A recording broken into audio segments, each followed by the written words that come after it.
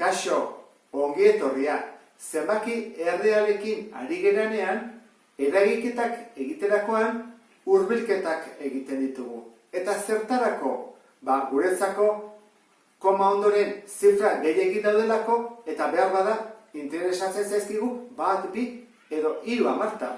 Orduan, hurbilketa egiterakoan, ze gertatzen da, erroreak ditugula.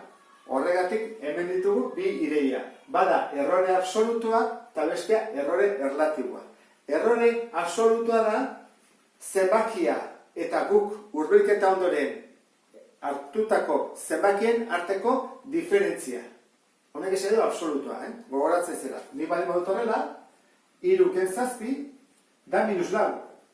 Baina absolutua denez, emaitza da 4. Kentzen dugu ikurra.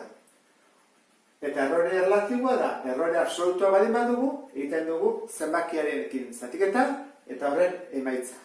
Hor ikusi daiteke errore erlatiboa handia den edo txikia den. Adibide batekin hobeto ulertuko ditugu errore absolutua eta erlatiboa. Pentsa ezagun guk 1512,52 kilogramo ditugula eta kalkuluak egiteko koma ondoren goiek kendu nahi ditugula. Hora, 2 motatara egin daiteke, ez da? Bat da, biribiltzea.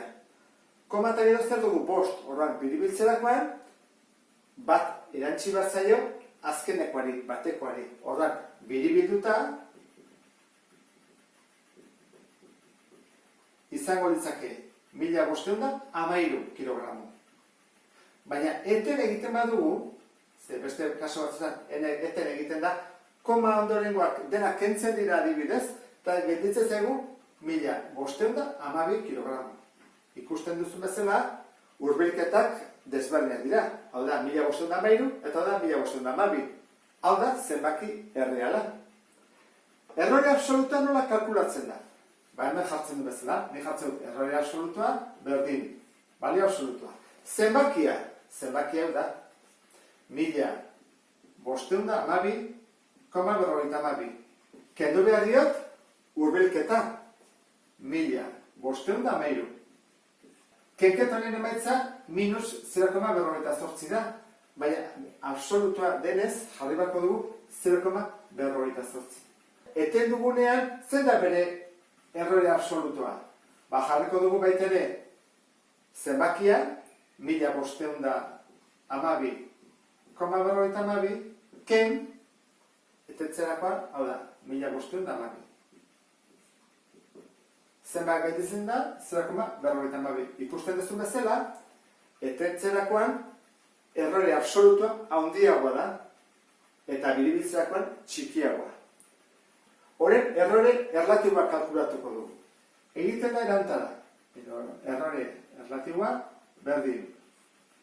Errore absolutua zen izan da? 0,48. Zati, zein da zenbakia? Hau, 1512,52. Horra, zatik eta egin batko dugu. 0,48 zati 1512,52. Berdin? Eta atatzen zaigu 0,0003 bueno, hor, infinitoste. Jarri ditut, lehenengo 6 zifrak. Eten dugunean, zen da bere errore erlatiboa? Izango litzake.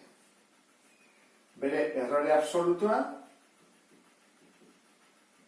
zati, zenbakia dela 1512,52.